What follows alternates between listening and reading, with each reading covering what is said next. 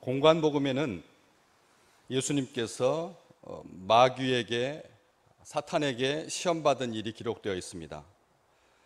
중요한, 굉장히 필요한 그런 시험이었기 때문에 공관복음은 이 예수님께서 마귀에게 시험 당하신 것을 기록하죠. 마태복음과 누가복음에서는 마귀에게 시험 받았다고 되어 있고, 그리고 마가복음은 사탄이라고 규정하고 있습니다. 오늘 누가복음이니까 우리 주님께서 마귀에게 시험을 받으신 거죠. 누가는 대신 마태복음과 마가복음과는 조금 미묘하게 차이가 나는, 약간 차이가 나는 다른 그런 기록을 하고 있습니다. 마가는 제일 간단하고요. 16장밖에 안 되니까 이 시험에 대해서 그렇게 복잡하지 않게 기록하고 있는데, 누가는 4장 1절부터 시작해서 쭉 그러면서 2절에 마귀에게 시험을 받으시더라, 이렇게 한 것이 13절까지 계속되고 있는 거죠. 굉장히 긴 분량 동안 그렇게 다루고 있습니다. 특별히 누가는 그 앞장, 지금 4장인데 3장에서 예수님의 족보를 다루고 있습니다. 족보를 다루고 있는데, 그 족보의 위치도 마태복음은 1장부터 기록되어 있는데 누가는 이 3장에 기록을 하고 있습니다. 위치가 다른 거죠.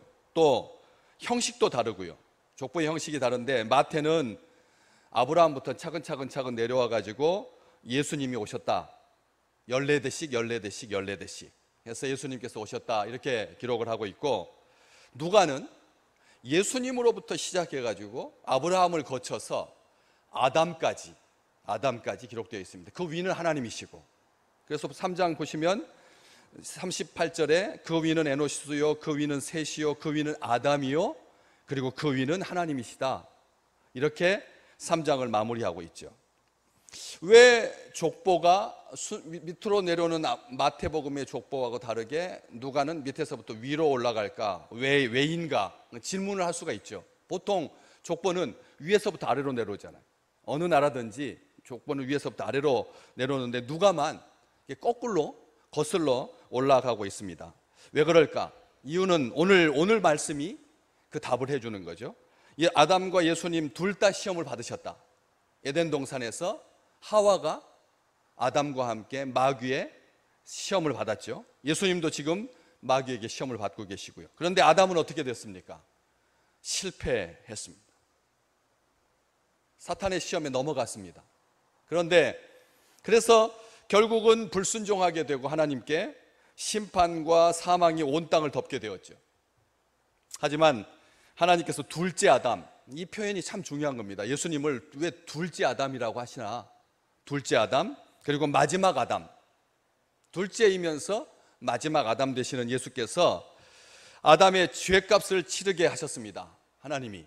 그리고 백성들의 삶과 창조 질서를 회복하신 거죠. 이게 차이가 나는 건데, 먹을 것과 아름다운 것들로 가득 찼던 에덴 동산에서 하와와 아담은 실패했지만, 우리 주님 먹을 것도 없고 마실 것도 없고 낮 기온과 밤 기온이 사람을 죽일 만큼 심한 이 광야에서 40일을 금식하신 채 40일을 굶고도 사탄과 싸우셔서 이기셨습니다. 마귀에게 졌다라고 하는 것은 핑계가 안 된다는 거예요. 아담과 하와는 에덴 동산에서 그 풍요 가운데서 사탄에게 넘어갔고, 우리 주님은 거친 광야에서 40일 금식하고도 마귀와 싸워서 이기셨는데 핑계 댈 수가 없다라고 하는 것이죠. 아담의 실패를, 훼손된 하나님의 형상을 우리 주님께서 이 시험을 통해서 회복시켜 주신 겁니다. 놀라운 은혜죠. 원수와 직면하여서 이기셨습니다. 예수님이 머리가 되시는 새로운 인간 세계를 창조하신 사건이 마귀에게 시험 받으신 사건입니다. 누가복음 4장에서 이렇게 시작하죠. 예수께서 성령의 충만함을 입어 요단강에서 돌아오사 세례받고 돌아오셔서 광야에서 40일 동안 성령에게 이끌리시며 마귀에게 시험을 받으시더라. 성령 안에서 우리 주님께서 시험 받으신 겁니다. 성령의 능력으로 시험 받은 것입니다. 성령의 힘으로 시험을 이기신 것입니다. 그것밖에 없습니다. 아무런 조건이 차이가 나지 않거든. 오히려 아담이 훨씬 더 유리했습니다. 그러나 우리 둘째 아담이신, 마지막 아담이신 우리 주님께서 사탄의 시험을 통과하신 거죠. 첫 번째 아담이 사탄의 시험에 실패해서 죄와 사망에 빠졌지만, 마지막 아담 되시는 예수 그리스도께서 시험을 이기심으로 하나님의 나라, 새로운 피조물의 시대를 열어주신 놀라운 사건인 겁니다. 그래서 공관복음이 이 사건을 기록하고 있는 것이죠. 사탄의 시험을 물리치신 것은 궁극적으로 우리가 사탄의 시험을 이기고 하나님 안에서 평강과 의를 이룰 것이다 라고 하는 좋은 예표인 것입니다. 예수님 안에서 새로운 피조물 된 우리는 사탄의 시험을 이기고 죄와 사망을 이기고 생명과 영생을 누리고 하나님의 나라를 살게 된 이 출발점이 예수님께서 시험 받으신 거죠. 그래서 우리가 사랑하는 마르틴 루터가 내주는 강한 성이여라고 하는 그 찬송가, 우리 종교개혁절에만 자주 부르고 평상시에 잘 안 부르는 그 속에서 이렇게 노래했죠. 우리 찬송가하고는 조금 다릅니다. 영국에서 가장 대중적으로 불려지는 버전으로 제가 다시 한번 가사를 읽어드리겠습니다. 옛 지옥의 군주가 넘어뜨리려고 일어났도다. 모략과 권세의 강한 갑옷을 지금 그가 입었도다. 천하에 누가 대적하리요. 무기의 힘으로는 아무것도 할 수 없다네. 우리는 곧 짓밟혔지만, 그 뒤가 중요합니다. 우리를 위해서 적임자가 싸우신다. 그대에게 묻는다. 이와 같은 분이 누구냐? 그리스도 예수, 그분이 우리의 주님이시고 그분의 이름이시다. 만군의 여호와의 아들이신 오직 그분만이 전쟁에서 승리하시리로다. 루터는 그렇게 고백했습니다. 예수님이 우리를 대신해서 싸우시는데 그분이 적임자다. 하나님의 아들, 만군의 여호와의 아들이신 우리 주님만이 이 전쟁에서 승리하시리로다. 그러면서 13절 말씀, 오늘 말씀이 이렇게 시작합니다. 마귀가 모든 시험을 다한 후에 얼마 동안 떠나니라. 앞에 보시면 마귀가 주도권을 가지고 있는 것처럼 보입니다. 마귀가 모든 시험을 다한 후에 이렇게 기록되어 있으니까 사실 그렇습니다. 마귀가 주도권을 장악하고 있습니다. 세상 권세까지 장악하고 있습니다. 물질뿐만 아니라 명예까지 마귀의 손아귀에 있습니다. 그래서 마귀가 주도권을 행사하죠. 우리 주님께서 기꺼이 그 시험 안으로 들어가신 겁니다. 마귀가 그렇게 하도록 내버려 두신 것입니다. 얼마 동안 떠났다라고 하는 것은 계속 끝까지 시험할 것이다라고 하는 의미죠. 우리 주님 공생의 내내 시험 받으셨습니다. 공생의 내내 시험 받으셨습니다. 그 이전에도 뭐 시험이 없었겠습니까? 그러나 공생의 기간 동안 우리 주님은 시험 받으셨습니다. 마태복음 16장 1절, 바리새인과 사두개인들이 와서 예수를 뭐하여? 시험하여 하늘로부터 오는 표적을 보이라 청하니. 예수를 시험한 겁니다. 또 마태복음 19장 3절, 바리새인들이 예수께 나와 그를 시험하여 이르되 사람이 어떤 이유가 있으면 그 아내를 버리는 것이 옳으니까. 별걸 다 가지고 와서 예수 그리스도를 시험해 보려고 했다는 거예요. 평생 공생의 기간 동안 우리 주님께서 시험 받으신 겁니다. 누가도 오늘 지금 4장인데 10장 25절 말씀해 보면 어떤 율법 교사가 일어나 예수를 시험하여 이르되 선생님, 내가 무엇을 하여야 영생을 얻으리이까? 다시 말하면 이 논쟁 가운데 예수 그리스도를 놔서 예수 그리스도로 하여금 사명을 망각하게 하려, 잊어버리게 하려. 표적 똑같거든요. 마귀가 돌덩이로 떡덩어리 만들어라. 참 유치하죠. 아니 하나님의 아들한테 돌로 떡덩이 만들라고 하는 것보다 더 자존심 상한 시험이 어디가 있겠습니까? 뭐 천하만국을 보여주면서 내한테 절하라? 예수님한테는 유치하기 그지없는 시험입니다. 성전 꼭대기에서 뛰어내려라? 하늘에서 뛰어내려도 살사하실 분인데 시험 자체가 예수님께 격이 안 맞는 그런 시험이었습니다. 그러나 우리 주님 그 시험을 당당하게 이기셨죠. 베드로조차도 주님의 고난, 주님의 십자가를 막아섰습니다. 그게 시험인 겁니다. 고난 당하실 필요가 뭐가 있습니까? 굳이 꼭 십자가를 지셔야만 인류를 구원하실 수 있습니까? 주님 그거 말고 얼마든지 당신이면 이 세상을 10번 구원하고도 남을 텐데 뭐 하려고 십자가를 지십니까? 우리 주님께서 마태복음 16장에서 뭐라고 말하셨습니까? 사탄아 물러가라. 너는 나를 시험하는 자로다. 사람들도 십자가에 달리신 주님을 조롱했습니다. 네가 남은 구원하면서 자기는 구원하지 못하는가? 지금이라도 십자가에서 내려오면 믿어주겠다. 사람들만 예수님을 시험한 것이 아니라 강도조차도 그 시험에 동참했습니다.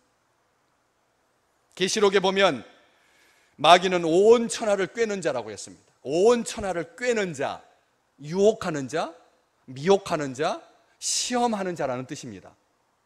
마귀는 우리를 유혹하여서 하나님의 말씀에 의심하게 하고 불순종하게 하고 등 돌리게 합니다. 하나님의 구속의 역사를 회방하고 천하 만민이 구원을 받지 못하게 합니다. 겉으로는 물질과 명성과 권력을 내세우지만 실제는 하나님의 말씀으로 살지 말고 자신의 배를 따라 살라. 마침내는 하나님을 떠나서 사탄에게 절하고 경배하고 숭배하고 그래서 탐심과 함께 욕망과 함께 멸망하고 죽어라. 바로 그 말이죠. 그런 의도를 가지고 있는 것입니다. 마귀는 다양한 시험으로 끊임없이 우리를 미혹합니다. 끊임없이 미혹합니다. 그 중심에는 요한 사도가 잘 간파했죠. 요한일서 2장 16절에 안목의 정욕이고 육신의 정욕이고 이생의 자랑이다. 결국은 다 자기 자랑이야. 사도가 그렇게 말한 겁니다. 결국은 인간의 가장 원초적이고 궁극적인 욕망에 대한 시험이라는 것이죠.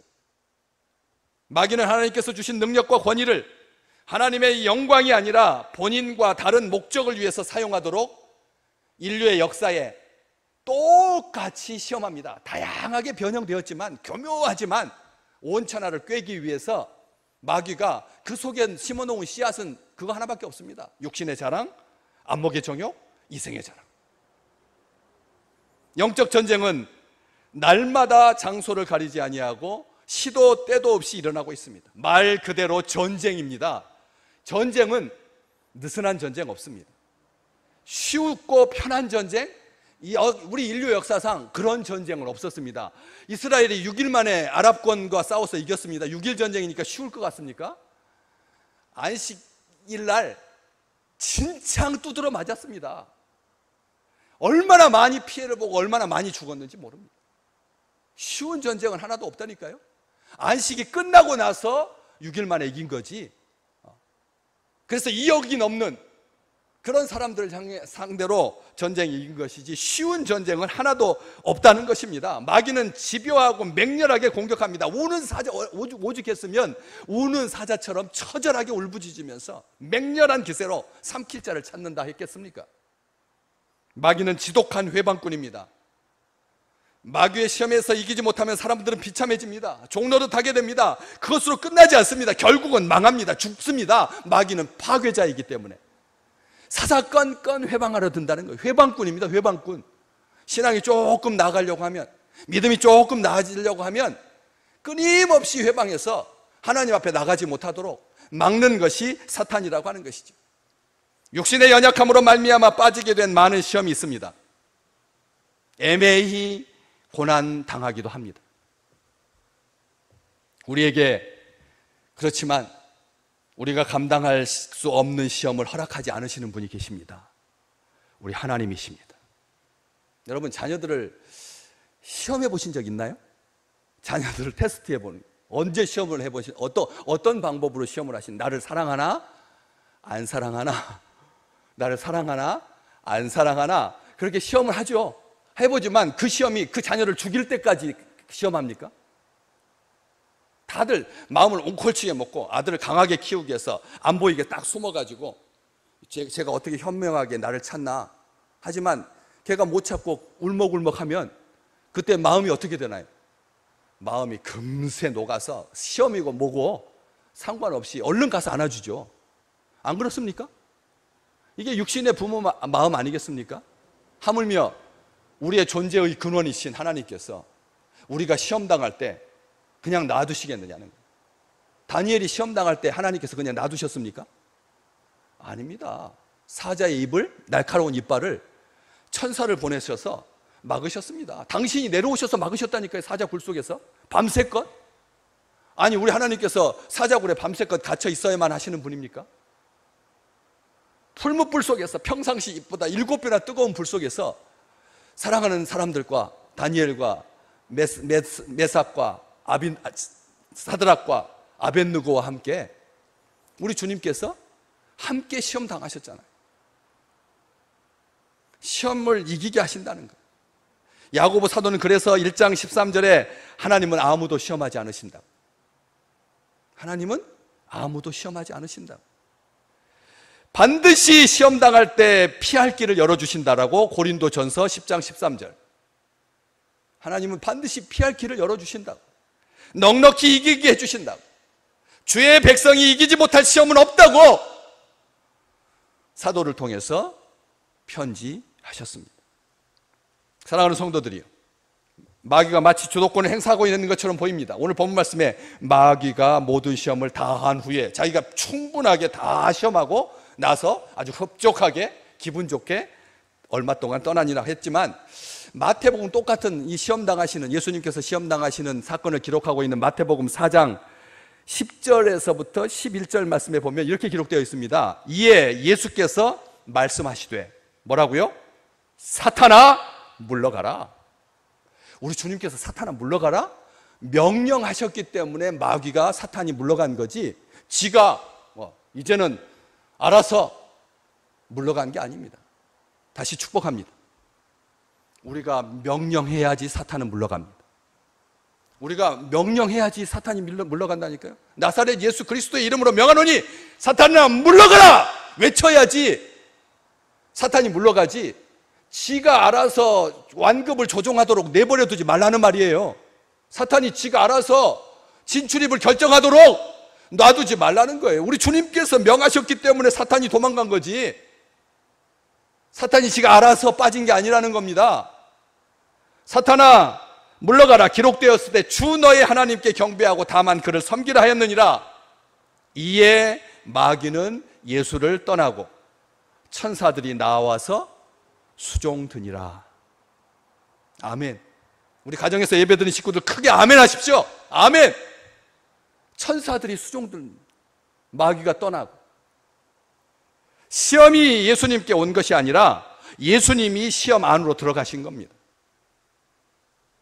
성령의 충만함을 입어서 요단강에서 세례를 받으시고 유대 광야에서 40일 동안 금식하시고 성령에게 이끌리시며 마귀에게 시험 받으셨습니다.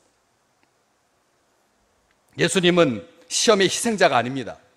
어떻게 만유의 주께서 마귀가 하는 시험을 통과하셔야만 합니까? 아니, 하나님 자존감도 없으십니까? 마귀가 하는 시험에 자녀가 시험하는 거야. 자녀가 시험할 수도 있죠. 자녀가 부모를 시험할 수도 있습니다. 그런 시험이야 얼마든지 10,000번 받겠지만 그건 또 아니고 사탄한테, 마귀한테 시험을 당하시다니, 이게 당한 것으로 생각하기 쉽습니다. 아닙니다. 우리 주님은 공격자이십니다. 천국은 누구에게 주신다고요? 빼앗는 자에게, 침노하는 자의 것이다. 성경은 말하고 있습니다. 천국은 침노하는 자의 것이라고요. 우리 주님께서 공격하신 거라니까요. 사도 요한은 예수께서 이 세상에 오신 목적 3가지로 요약하죠. 요한일서 3장 5절 우리의 죄를 사하시려고, 요한일서 3장 8절 마귀의 일을 멸하시려고, 요한복음 14장 7절에서부터 11절까지 아버지를, 하나님을 보여주시려고 이 땅에 오셨다. 요한은 이렇게 정리합니다. 우리 주님께서 이 땅에 오신 것은 우리들을 죄 사함 받게 해주셔서 하나님 앞으로 나아가게 해주십니다. 용서해서 구원받게 하시려고 오셨다. 근데 두 번째가 마귀의 일을 멸하시려고 오셨다. 우리 주님 지금도 마귀의 일을 멸하시는 분이십니다. 마귀가 미쳐서 날뛰도록 내버려 두지 않는다니까요. 그리고 아버지를 보여주시기 위해서 오셨습니다. 예수님은 어둠의 세력에 대항하여 전쟁에 나가시는 하나님의 강한 군사, 강한 아들이십니다. 주님은 성령의 능력으로 마귀의 모든 시험을 이기셨습니다. 그래서 야고보 사도는 여러 가지 시험을 만나거든 오히려 온전하게 기쁘게 여겨라. 야고보서 1장 2절 말씀. 여러 가지 시험을 만나거든 오히려 기쁘게 여겨라. 그렇게 말할 수 있었던 것입니다. 사랑하는 성도들이여, 이 여름 끝나갈 무렵 여러 가지 시험이 또 가을로 넘어가면 끝나느냐? 입추가 벌써 지난 토요일이었는데 아직도 폭염 가운데 시달리고 있을 때 여러 가지 유혹과 시험이 있습니다. 그럴 때 온전히 기쁘게 여겨라. 믿음의 시련이 인내를 만들어내고 그 인내가 우리로 온전하고 구비하여 조금도 부족함이 없게 하기 때문이다. 야고보서 1장 3절과 4절 말씀. 온전하게 구비하여 조금도 부족함이 없게 하려고 하나님께서 우리에게 시험을 허락하신 거니까 염려하지 마라. 모든 준비가 다 끝났습니다. 공세계가 시작되었습니다. 하나님의 나라가 힘있게 출발합니다. 주께서 새로운 피조물의 시대, 언약의 시대를 여셨습니다. 시험받는 것은 죄가 아닙니다. 오히려 시험받지 않는 것이 모독일 수 있습니다. 사탄이 우리를 시험하지 않는다 그러면 우리를 우습게 여기는 거잖아요. 시험 안 당하는 게 사탄한테 모독당하는 거라니까. 시험 받는 것은 당연한 겁니다. 믿음의 백성들인데 될 수만 있으면 어떻게라도 하나님 떠나게 하려고 믿음을 흔들어대는 것이 사탄인데, 마귀인데 우리가 가만 두겠습니까? 어정쩡하게 세상과 하나님 사이에서 견눈질하고 있는 사람들에게나 그런 사람들은 지가 알아서 저절로 떨어져 나가니까 시험하지 않습니다. 강한 믿음의 백성들을 흔들어대는 거죠. 7번 단련한 도가니에서 7번 단련한 정금과 같이 나오시기를 주의 이름으로 축복합니다. 시험에 빠지는 것이 문제죠. 우리 주님은 시험을 이기셨습니다. 그 결과가 오늘 본문 말씀 14절 15절인 겁니다. 14절 15절 말씀. 그 결과, 시험을 이기고 난 결과 그 소문이 사방에 퍼졌고 무엇 사람에게 칭송을 받으시니라. 시험을 이기고 나니까 소문이 사방에 쫙 퍼졌고 그리고 무엇 사람에게 칭송을 받으셨습니다. 예수님의 공생애가 시작되었는데 첫 사역지가 공교롭게도 갈릴리 가버나움입니다. 예수님의 고향이잖아요. 예루살렘에 들어오셔야죠. 예루살렘에 수도에 거기서부터 공생애를 아주 멋지게 활짝 여셔야 되잖아요. 마귀의 시험을 통과한 우리 주님께서 예루살렘으로 가지 아니하고 갈릴리 가버나움으로 가십니다. 갈릴리는 변방 외진 곳, 주님께서 30년 가까이 사셨던 16절 말씀에 예수께서 그 자라나신 곳 나사렛, 그 30년을 넘게 사셨던 작고 보잘것없는 평범한 일상의 장소였다는 거죠. 우리가 시험 딱 통과하면 그때부터 대부분에 가서 근무하는 게 아니라, 시험 딱 통과하면 그 다음부터 연봉이 1억 2천이 되는 게 아니라 우리 주님께서 낮고 천한 자리로 갈릴리로 사역하러 가시는데, 오늘 말씀 잠깐 보실까요? 14절, 예수께서 성령의 능력으로 갈릴리에 돌아가시니, 갈릴리에 돌아가셨다. 이 말은 세상에서 안 쓰는 표현입니다. 어디로 돌아갔다고 할 때는 어디로 돌아갔다고 하잖아요. 갈릴리로 돌아가셨다고 해야지 갈릴리에 돌아가셨다라고는 하지 않죠. 그렇죠? 갈릴리에 돌아가셨다라고 하는 말 안 쓴다니까. 잘 갈릴리로라고 하죠. 로. 근데 갈릴리에 돌아가셨다 이렇게 쓰고 있습니다. 왜 그럴까요? 왜 갈릴리에라고 쓸까요? 세상에서 안 쓰는 표현인데 누가가 왜 갈릴리로라고 안 하고 에라고 썼을까요? 갈릴리로는 선한 것이 날 수 없는, 뻔한, 가난하고 찌든 늘 침략의 두려움으로 사는 그런저런 제자리로 돌아가셨다는 의미가 될 수가 있거든요. 갈릴리로 돌아가셨다고 하면 나사렛에서 선한 것이 날 수 없듯이 그냥 뻔한 장소로 가셨다, 이런 의미가 먼저 확 들어오거든요. 갈릴리로 돌아가셨다고 에이 벌써 그런 마음이 들잖아요. 그런데 갈릴리에로 말하니까 왜 갑자기 눈이 띄어지게 됩니까? 예수님으로 말미암아 멸시와 천대를 받던 땅이 표적과 기사가 넘치는 하나님의 영광이 함께하는 땅이 될 것이기 때문에 그렇습니다. 어둠으로 가득했던 땅인데, 이방의 땅이니언 약속의 성취가 이루어질 그런 소망의 땅이 될 것이기 때문에 갈릴리에 돌아가셨다. 우리 주님 온 갈릴리를 다니면서 회당에서 가르치시고 천국 복음을 전파하시고 백성들 중에 약한 것과 모든 질병을 고치셨습니다. 특별히 친히 그 여러 회당에서, 오늘 본 말씀에 15절 말씀, 친히 우리 주님께서 친히 직접 그 여러 회당에서 가르치셨습니다. 2년 가까이. 예수님의 공생의 3분의 2가 갈릴리에서, 대부분 갈릴리에서 2년 가까이 진행되었습니다. 심지어 누가복음 4장부터 지금 여기서부터 나와가지고 어디까지? 9장 50절까지 누가복음 절반을 갈릴리에서 사역하신 거예요. 전체입니다. 다 예수님의 사역의 전부가 갈릴리에 계셨다니까요.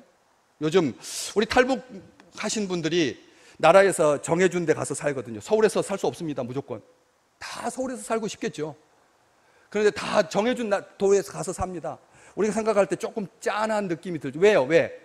다들 일단은 그래서 서울에서 한 5년 좀 산 다음에 그 다음에 막 공해도 심하고 막 경쟁도 너무 치열하니까 그때 좀 이제 피해서 나머지 여생을 좀 한적한 곳에서 살게 해주면 좋을 텐데, 혈기왕성하게 20대 때 넘어온 친구들이 얼마나 많은데, 서울 아니고 외딴 섬 저기 독도에라든지 뭐 남해 제주도 막 이렇게 멀리 떠나보내면 조금 그렇잖아요. 그런데 그런 생각이 드는 게, 돈 잘 들어오고 사람 많이 모이는 곳에 우리 주님께서 시험을 통과하시고 당당하게 하나님 나라를 아주 흥왕시켜 가시면 더 좋을 텐데, 우리 주님께서 그렇게 보잘것없는 갈릴리 회당에서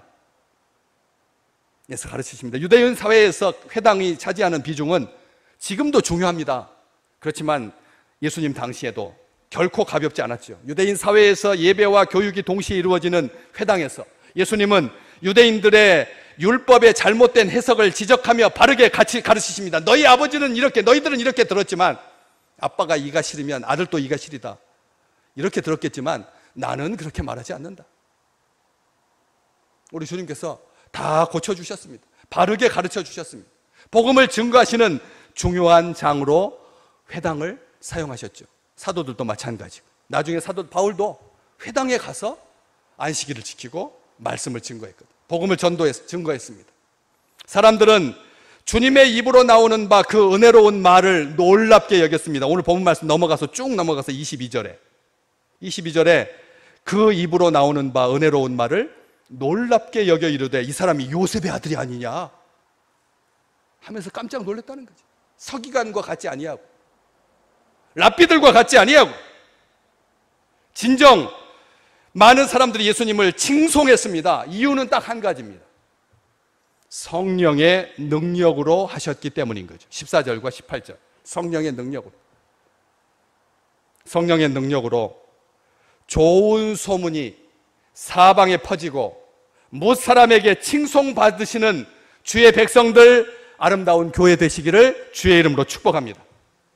성령의 충만함을 입어서 성령의 이끌림 받아서 어떤 시험에도 넘어지지 아니하고 이겨서 승리하여서 하나님의 영광을 드러내는 우리 믿음의 귀한 식구들 되시기를 주의 이름으로 축복합니다.